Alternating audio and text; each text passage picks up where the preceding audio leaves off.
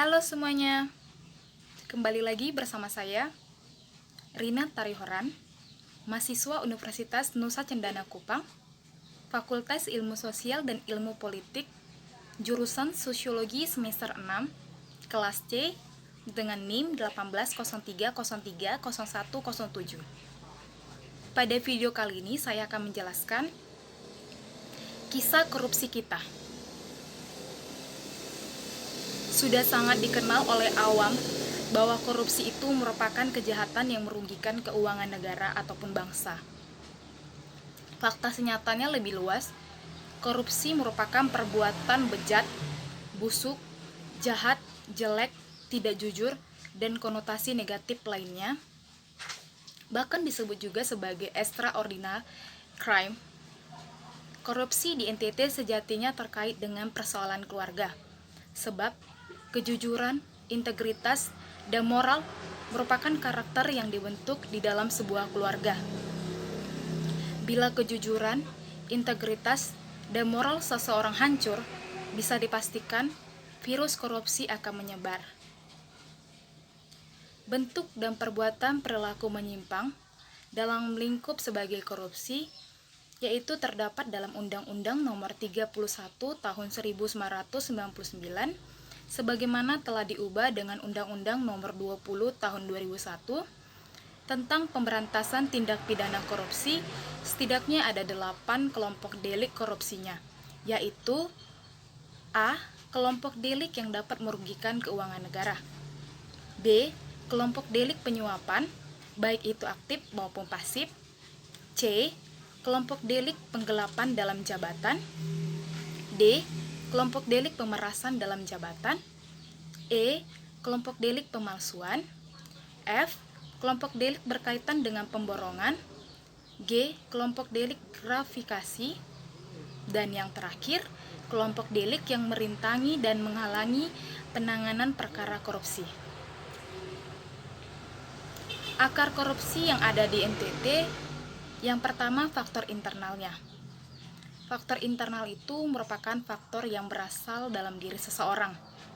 Persepsi tentang korupsi ataupun pemahaman seseorang mengenai korupsi tentu berbeda-beda.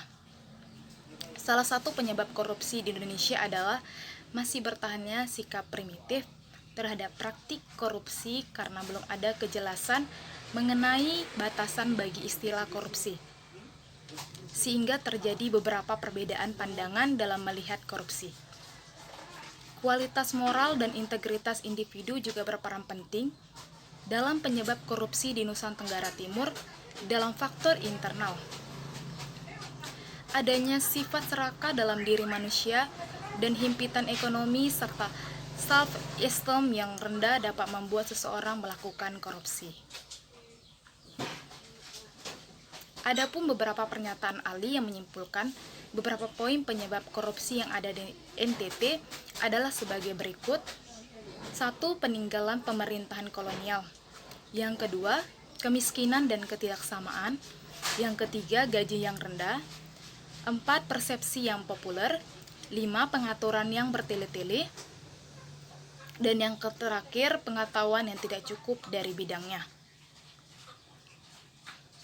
Menurut bidang psikologi, terdapat 2 teori yang menyebabkan terjadinya korupsi, yaitu teori Medan dan teori Big Five Personality.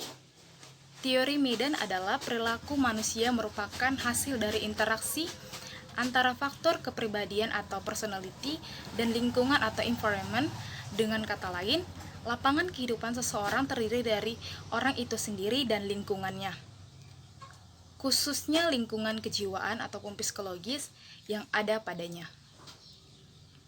Melalui teori ini jelas bahwa perilaku korupsi dapat dianalisis maupun diprediksi memiliki 2 opsi motif, yakni dari sisi lingkungan ataupun kepribadian individu yang terkait.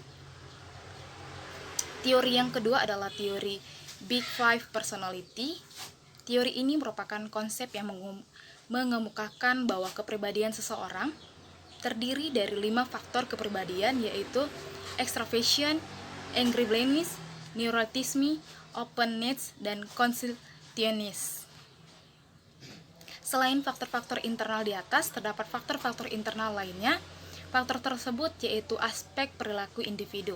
Yang pertama, sifat tamak ataupun rakus.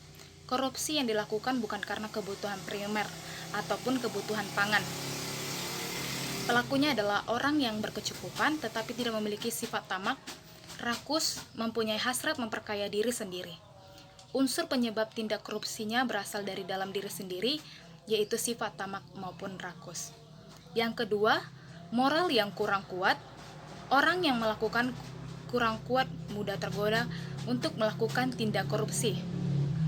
Godaan bisa datang dari berbagai pengaruh di sekelilingnya, seperti atasan, rekan kerja, bawahan, ataupun pihak yang memberikan kesempatan. Aspek sosial.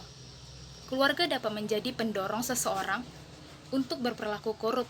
Menurut kaum Bavarius lingkungan, keluarga justru dapat menjadi pendorong seseorang bertindak korupsi. Mengalahkan sifat baik yang sebenarnya telah menjadi karakter pribadinya, lingkungan justru memberikan dorongan, bukan hukuman ataupun tindakan koruptif seseorang. Yang kedua, faktor eksternalnya. Faktor eksternal merupakan faktor yang berasal dari luar diri seseorang. Faktor eksternal yang menjadi penyebab korupsi di NTT adalah sebagai berikut. Di bidang hukum, sistem hukum di Indonesia untuk memberantas korupsi masih sangat lemah. Hukum tidak dijalankan sesuai prosedur yang benar. Aparat mudah disogok sehingga pelanggaran sangat mudah dilakukan oleh masyarakat. Yang kedua, politik. Monopoli kekuasaan merupakan sumber korupsi karena tidak adanya kontrol oleh lembaga yang mewakili kepentingan masyarakat.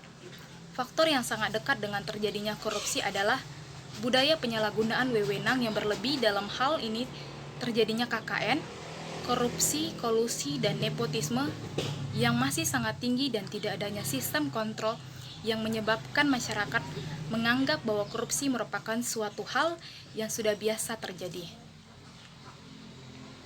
Pemberantasan korupsi merupakan prioritas utama guna meningkatkan kesejahteraan rakyat dan kokohnya negara kesatuan Republik Indonesia serta dalam rangka penyampaian tujuan nasional. Oleh karena itu, kebijakan optimalisasi pemberantasan korupsi harus ditindaklanjuti dengan strategi yang komprehensif, integral, dan holistik agar benar-benar dapat mencapai hasil yang diharapkan. Menyimak penyebab terjadinya korupsi dapat disimpulkan terkait aspek-aspek manusia, regulasi birokrasi, political will, komitmen, dan konsistensi penegak hukum, serta budaya masyarakat. Untuk itu, secara garis besar, strategi yang diterapkan meliputi aspek-aspek sebagai berikut. 1. Peningkatan integritas dan etika penyelenggaraan negara.